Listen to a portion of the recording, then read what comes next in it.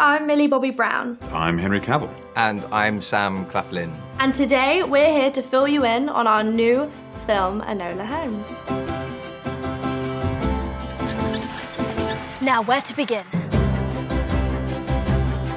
In Enola Holmes, you'll meet the younger sister of the world-famous Sherlock Holmes, as she contends with not one but two perplexing mysteries.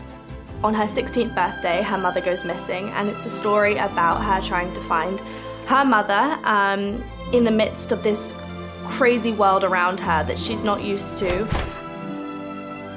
She meets incredible characters along the way. I'm Viscount Tewkesbury. You recognise me? Of course I do. I can tell we're going to be firm friends. What I find was really cool about this is that she was trying to find herself in the midst of being smothered by her really famous last name. And she's like, how do I fit into this family? Holmes? Like Sherlock? And I am undercover, so forget I told you that piece of information. All of her family has some type of purpose, especially Sherlock. I play Sherlock Holmes, and he often needs no introduction. We see a huge difference between this extraordinary, eccentric character who we've seen previously. He sees reflections of himself in the young Enola. You've become quite the detective, Enola. And perhaps the kind of life that she has led could have been a very similar life to his had he not ended up walking the path that he did. Perhaps best if Mycroft doesn't see it. Mycroft is the oldest of the Holmes siblings. This is my house, not hers, and has been since father died. He is competitive and a traditionalist. Reform.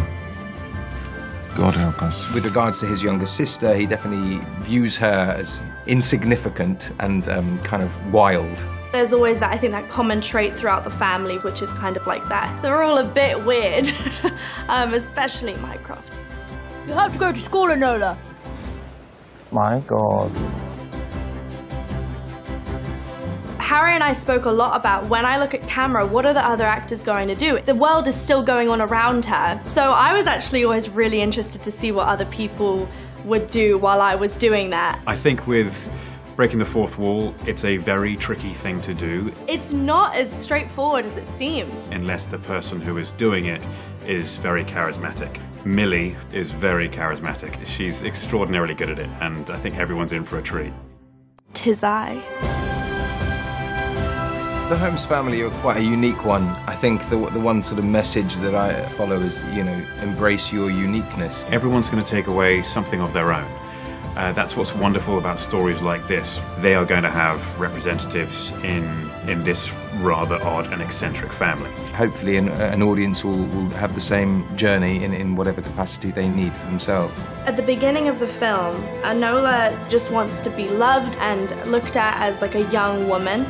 And at the end of the film, she accepts the fact that it's actually way better to be who she truly is. And I think that if young women walk away from this film feeling empowered, thinking that they have a seat at the table, that their voices are going to be heard, then I think then that's what the film, for me, is all about.